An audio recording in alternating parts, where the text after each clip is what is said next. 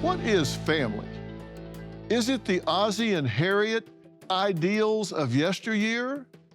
Or is it ever evolving? According to a recent Gallup poll, 47% of Americans prefer smaller families, defined as 1 or 2 children. Of course, there are those who want more kids. But there's also a contingent who think the ideal family, well, they just think it just doesn't include any children at all. Tonight, I've put together key moments from 2 recently taped episodes that illustrate 2 ends of this family continuum.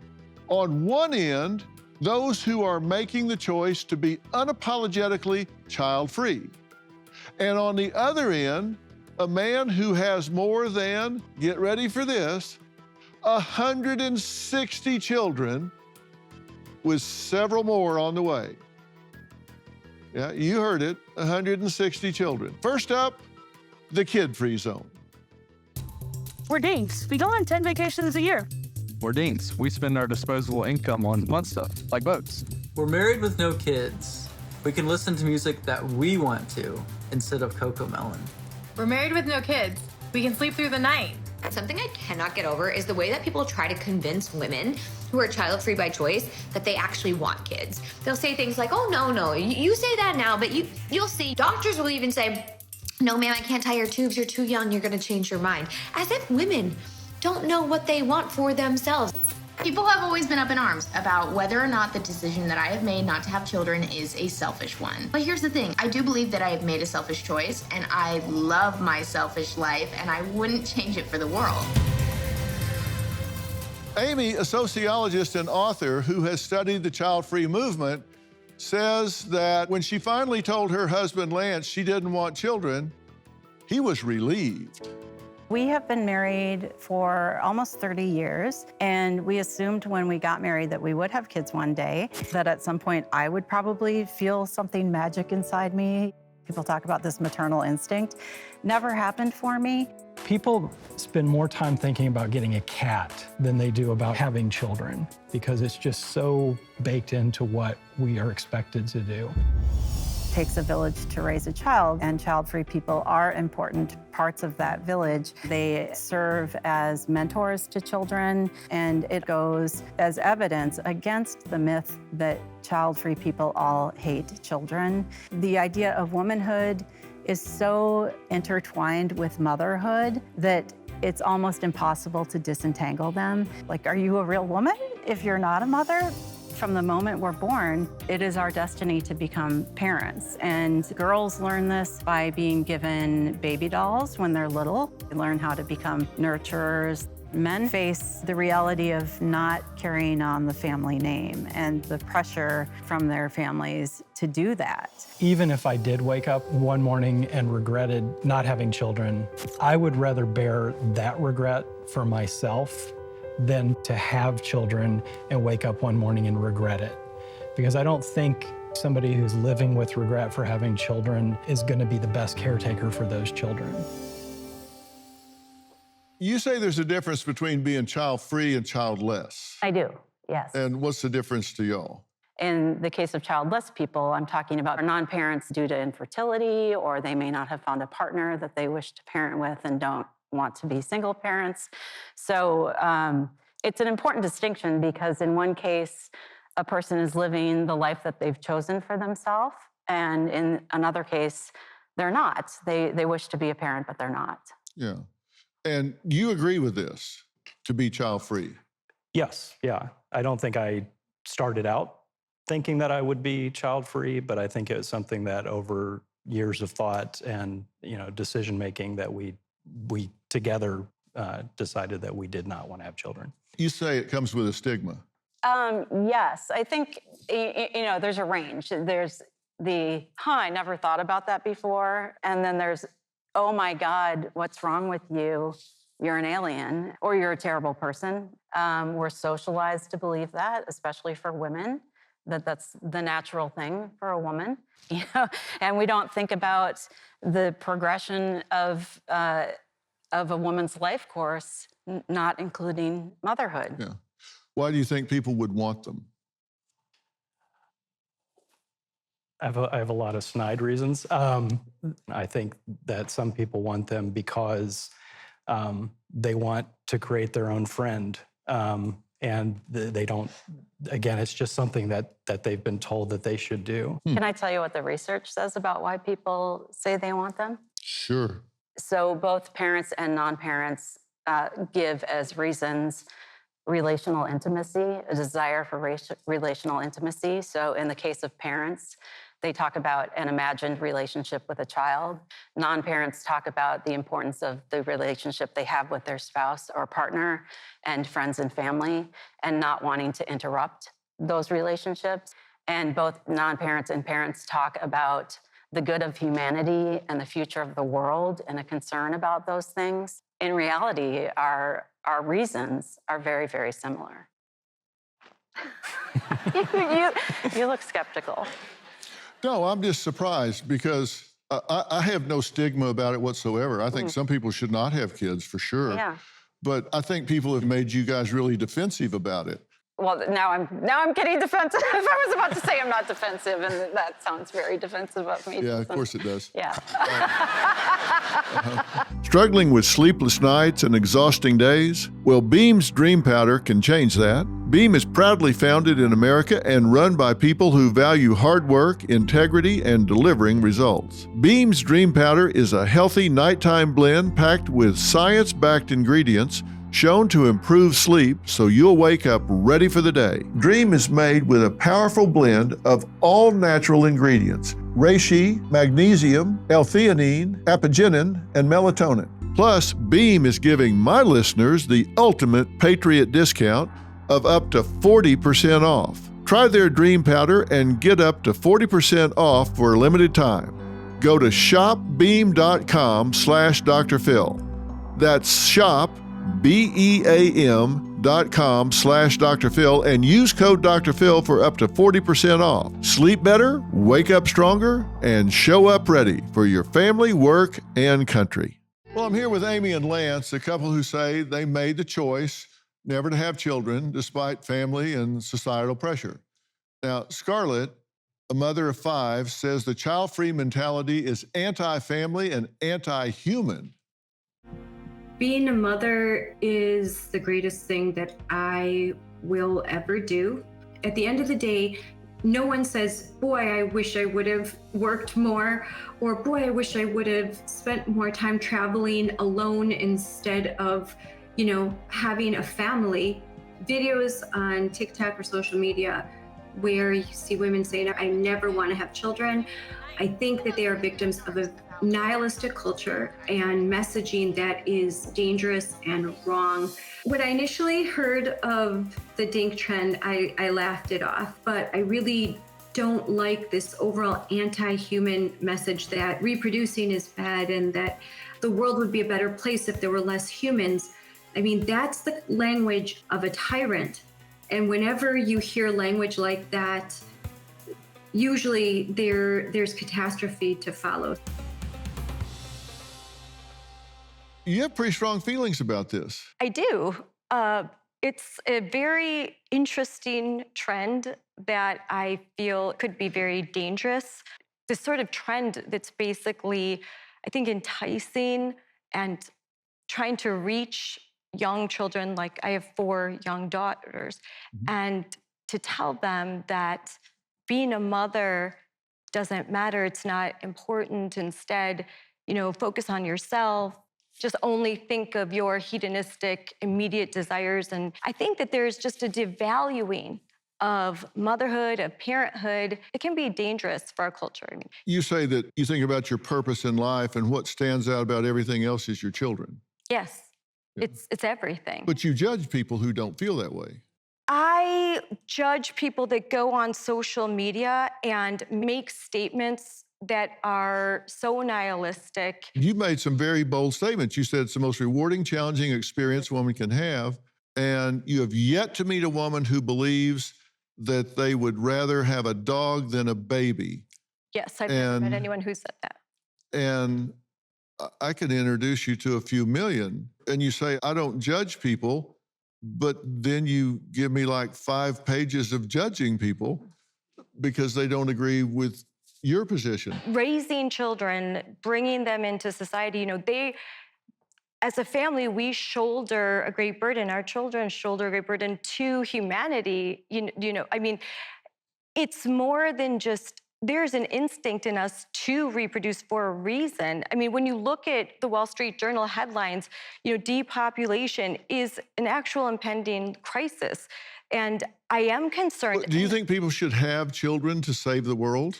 No, I don't think the messaging should be from our kind of cultural message is consume, prioritize yourself. You don't have children, but buy a bigger house. Go on shopping trips to Costco, but you don't have children. Just consume. And I do judge that message that only think of yourself, only consume, and don't think about your future. And Do y'all think you're materialistic and selfish? I confess I can be selfish and materialistic, but do I think that I am at my core like that? No. I think there's a severe lack of imagination that you can't think that other people could be just as happy not having kids as you are having kids. And I don't think we're any more materialistic than many of the people who are parents around us. And so I don't feel like that's a relevant basis for having or not having children. Children will force me to be less materialistic is not an argument. I think you should just, if you want to be less materialistic, be less materialistic. Well, no, that's not the argument. Well, you said, and I quote, "I do not judge other women's decision to not have kids." I thought my iPad was going to explode when I read that after everything you said. I think motherhood has been devalued to the point where it's like, well, why would I want to do that? That doesn't seem like much fun, and that would be a lot of sacrifice, and that would mean that I would have to give something up. I think a lot of people that say, oh, I don't want to have children, they don't know what they're missing. Right. Yeah. There you go. If you're handling your own books or have a bookkeeper, you're risking inaccuracies, missed deductions, and blind spots in cash flow. Financial Yield Solutions, Inc., known as FYSI, has a seasoned team of accounting professionals and attorneys that handle every journal entry, bank reconciliation, and month-end close. They deliver clear and timely financial reports so you can stay in control. Plus, their advanced tax avoidance strategies can help you capture every deduction before you file. You'll even get plugged into their network of industry leaders and referred partners for real-world growth opportunities. Set up your free consultation to learn how FYSI's experts will transform your books into a growth engine and accelerate your business to the next level. Act now to claim your free $5,000 business assessment. Available only for a limited time. Visit fysi.com/Dr. Phil and use promo code Dr. Phil or call 800-877-4000 today. Emily is a sex educator who says people who choose not to have kids think about their decision a lot harder than those who choose to. I grew up under the assumption that man, woman, have baby, white picket fence, and that was the expectation. But as I grew older, I started to realize that I really didn't want those things. I've never felt called to be a mother. I don't want to live my life based on biology. I have career aspirations and I have passions and I'm fulfilled in that way. And I don't feel like I'm lacking anything in my life because I don't have a kid. I think having kids would bring more anxiety and unhappiness to me because I really don't want them. I don't believe that men and women are always happy in their marriage with kids. A lot of people want a mini me.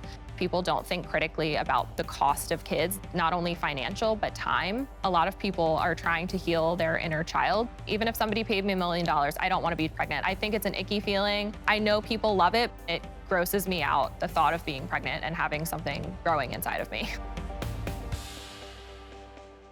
When did you realize that you just really didn't want to have children even for $1 million? Mid-20s, I would say. I'm 31 now. And you say people that make the decision not to put a lot more thought into it than people who do, because people that do, a lot of times it isn't even planned. Well, it's not even that. I think a lot of people don't know that it's an option. And so a lot of people grow up just kind of It's the next thing. Right. Next thing, like, okay, engaged, married, house, kid. And I think they're not very thoughtful in that decision. Like, sure, you might really want to be a parent, but can you be a good one? You know, I've had friends even tell me they're pregnant and they're like, how am I going to afford this kid's soccer practices? And I'm like, well, that probably would have been a better thought before you had the baby, kind of thing. Yeah. People have children for the wrong reasons a lot. To create a person who has to love you because it was expected by family or society. You want someone to take care of you in your old age. A child shouldn't be born with a job. Right. To have an accessory to show off. Oh boy, does that happen a lot. To fix your broken marriage because you're lonely and need a friend. To trap someone into marrying you. To reach a statistical quota, trying to create a mini-me.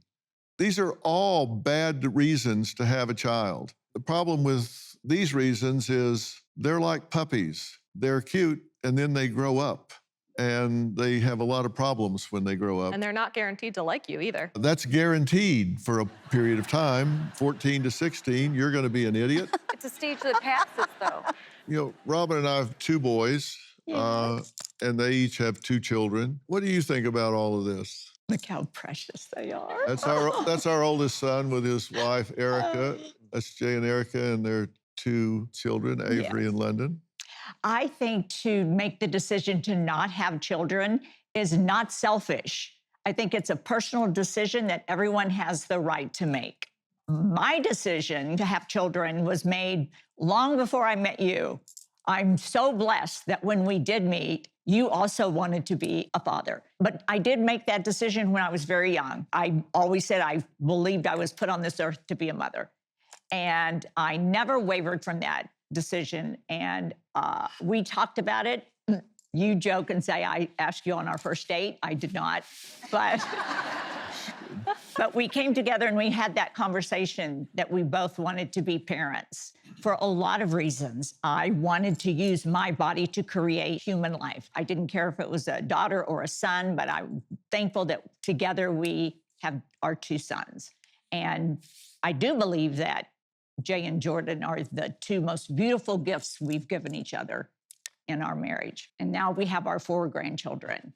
It was a personal decision. It's no one else's business why we decided to come together and have children and raise them. And they're so adorable. I have to say that being grandparents, I believe, is the dessert phase of our life. And so, yes, I'm very thankful that we have our children and we have our grandchildren. And together we have raised our boys. We've been able to influence them and raise them. And now they're grown men. And we have something that we are very proud of. We are proud of what we've done, what we've created. And that is one of the many payoffs. Something that we can be really proud of, how we've influenced them and helped them become the men they are today. I agree with everything that Robin says. What I hate in this conversation is trying to project personal feelings onto other people, because I do think we're all called to a certain role. We were called to be parents, and there was no question. It's not really a logic. If you make a decision about being a parent based on logic, who would ever be a parent? Because it's the greatest fear you will ever have in your life. It's the greatest pain you will ever have in your life, along with the greatest joy you will ever have in your life. I mean, having the experience of loving someone else more than you love yourself is something you just can't experience until you're a parent. All of a sudden, there are people in the world you would give your life for and never bat an eye. For us, it's been absolutely wonderful. What you guys choose for you, I'm sure it's what's right for you and what you're called to do. To judge someone else and put it on someone else because it's right for you doesn't mean it's right for you. You're not a lesser person because you don't feel the way about it that I do. Right. And I'm not a lesser person because I feel the way about it I am than you do. It's just different. Your body is a system, and when it's running right, you feel focused, energized, in flow, but sometimes we struggle to find that flow state. Why? because there's too much static in our system, brain fog, fatigue, and inflammation. The Echo Flask clears the static by infusing your water with molecular hydrogen, a natural science-backed gas that helps your body think sharper, recover faster, and run smoother. This is more than hydration. It's better focus, more energy, faster recovery, less internal stress, and longer-term benefits that keep you sharp. When your water works harder, your whole system does too. Find your flow state with the Echo Flask hydrogen water bottle and get an unlimited supply of hydrogen water at home and on the go. Visit echowater.com/Phil and use code Phil for 10% off. That's echowater.com/Phil. Enter code Phil to save 10%. Family is the backbone of America, but for many, the dream of starting a family remains just that, a dream. Whether it's because they are single, because their sexual orientation, or due to financial constraints, many people are unable to take the traditional path to parenthood. But a controversial option is on the rise, offering a glimmer of hope for those desperate to start a family. And I'm talking about sperm donors found online. Yeah, you heard me right. Women are turning to the internet to find known donors. Now, Ari says he's been a known donor for nearly 16 years, and he does this as a service to help women. He currently has 164 children and 9 on the way. I love that I'm able to help make these women's dreams come true. I really do feel like I work for the Make-A-Wish Foundation. Around 16 years ago, I came across an ad on Craigslist of a woman looking to grow her family. Initially, I looked at it as a way of helping her grow her family, but also growing mine. Over the years, the process has changed. My first dozen or so kids were really conceived the old-fashioned way. Now, they're almost exclusively conceived in a cup or in a clinic. The first decade or so, I was having maybe 1, 2, or 3 children a year, and then I was getting a lot of media requests.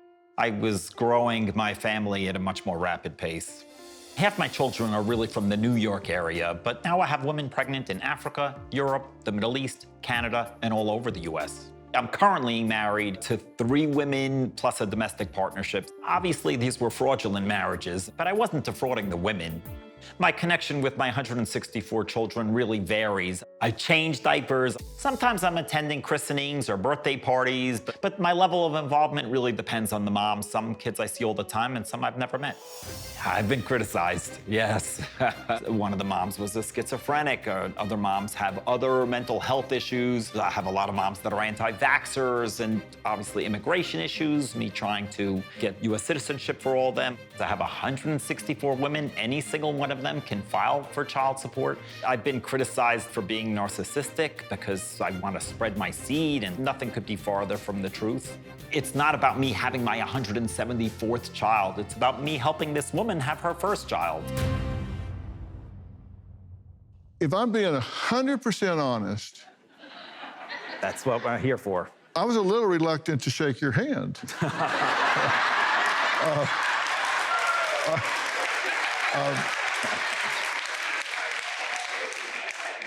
But you look very hygienic, so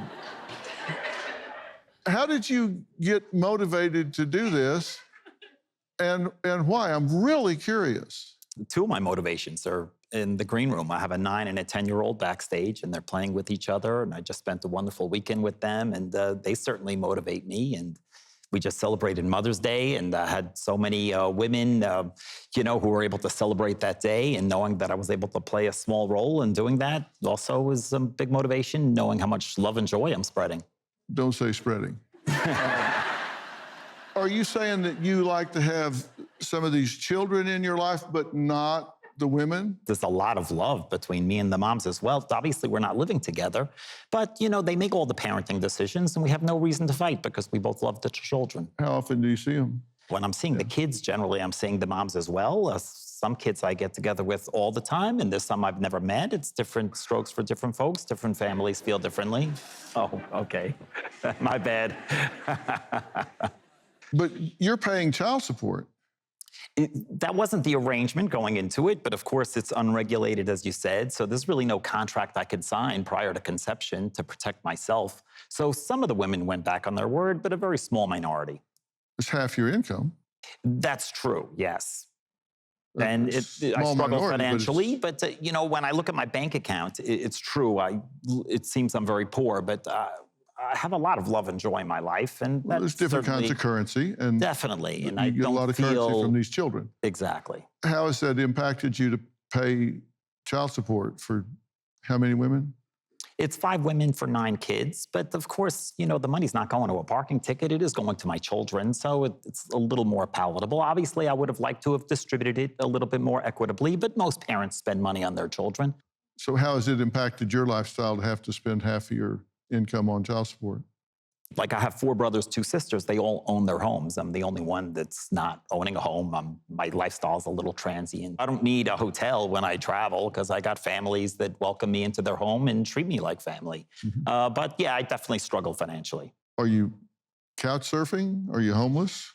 Yeah, I don't want to call myself homeless. I have many homes. But yes, I'm mostly couches. My kids are in roughly 20 states, and I have women pregnant in Africa, Europe, Asia, Canada, and of course around the US. Okay, now, I don't want to get too graphic, trust me, but you don't have relations with any of these women. That is correct, yes. Of the 9 women that I have pregnant, I didn't sleep with any of them. All of those in the beginning, did you? You know, when I started, I didn't really know of another way to make a baby. So yes, we were conceiving these children the old-fashioned way. But after I started to have more than 1 or 2 or 3 children a year, I didn't really find a way that I'm able to protect myself as well as these other women that I'm helping while having the natural conception methods. Okay, and so now you guys meet somewhere. Correct. Vast majority of the time, I'm just putting it into a cup, not this cup, but a cup, and then I'll put it, and then they'll put it inside themselves. Sometimes we need to go to a fertility clinic if they're older or if they have insurance. In fact, I had a transfer today in Tijuana, Mexico. I didn't need to be there because we made the embryos, and today she's transferring them. It's like a turkey baster thing? Most of the time, it's a turkey baster type method, but a lot of women use like a menstrual cup, and then I just put my sperm in there, and then they would insert it themselves.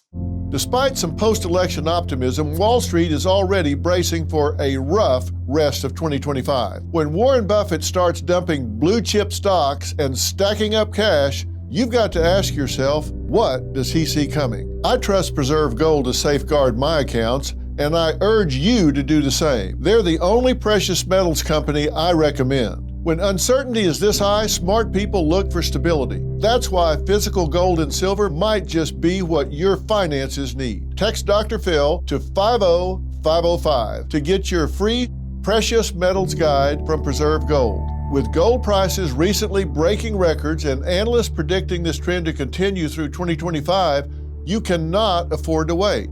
As a bonus, you can get up to $15,000 with a qualified purchase from Preserve Gold. So don't wait. Text Dr. Phil, that's DRPHIL, to 50505 today. With 164 children and counting, Ari admits he's lost track of the total number of mothers in his life, but there is one group of Ari's recipients who say they believe they are special. They call them the OG Moms Club. I have one child with Ari. He's 10 years old. Ari is the father to our daughter, Zoe. In 2014, a few of Ari's moms formed a group that we called the Mom Squad. I didn't think that he was going to have 100 and something children. The Mom Squad is the OG moms. So we're the moms that started this whole sperminator thing, but before he was a sperminator, before he was known, and strictly chose Ari for pure reasons, and we just created this group.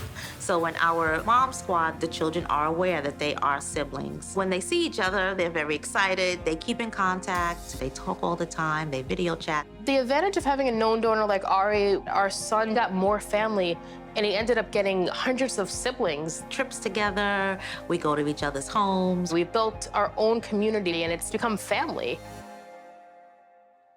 Well, joining us now are Lee and Tiffany. Now, Lee is the mother of Ari's 15th child, and Tiffany to Ari's 18th. Thank you both for being here. Thank you for having us. How did you first get involved in going this route instead of a more regulated route? I assume some of it had to do with the fact that it can be incredibly expensive. Yeah, for sure. Is that true for both of you? For me, it was very important to resemble as much of a natural experience as possible. Heterosexual couples or couples who don't have problems conceiving can do it in a very intimate setting. I obviously couldn't do it that way, not being in a heterosexual relationship, but I just didn't want to do it in a cold medical environment. I just wanted to have that opportunity to experience what a lot of other women get to experience when they start their family. Was it important to know the donor? I didn't think it was important at first when we first started researching our options. I was going to do a sperm bank. That's all I knew at that time. I didn't know a known donor was even an option. But it was, the more I researched it, it was really important to us because we wanted our child to never feel like there was any voids in him knowing where he came from, who created him, and family history, health played a big part in it. So for us, it was important. And how'd you find Ari? We found him on a known donor website. So we didn't even know that existed. I just happened to search up ways to get pregnant. Okay. And we found Because it was really important to you. It was really important to us. And how about you? We decided to go this route after exhausting insurance, sperm banks. And then we decided that it was really important for our child to know their father. So just researching online, we found the known donor site, and that's how we found Ari. And that's got to be a helpless feeling when insurance is depleted, it's really expensive, and so you can be left with no option. Everyone's situation is different. I would say we've never felt helpless. We just thought it's important for our child to know their father. What caused you to choose him up front? Well, we met Ari in person, and we had an extensive, lovely day. We had lunch that turned into dinner. Just how open he was, how giving he is as a person. The time that he makes himself available. Obviously he's spread very thin, but he makes it his business to show up. He's very loving, he's very caring, and we just look at him as an angel. And he does this for free, right? Absolutely for free. Okay. Did you ever ask yourself why he would do it at all, let alone for free? I think we did at the beginning, right? I think everybody would. I would say I never questioned that. Before we had a child, we met Ari 4 years prior. So we didn't just pick him off a site and say, oh, he's the one because of whatever reasons. No, we got to know him, his family. So it wasn't about the money. It's not for status. It's just there are some people on earth that are naturally giving and who want to help make your family. And he's turned out to be what you thought he was going to be. Exactly. Same for you. Yeah, I think he turned out to be a little crazier and quirkier than we even thought. Clearly, but that's what we love about him. I'm an anxious person by nature. I think things through a lot more. I plan, I'm strategic, and Ari's the opposite. And I felt like it was important to give my child, a fighting chance of having that more carefree, less fearful, anxious, kind of personality. And Ari doesn't know how to be anything else. You'll never see him anxious.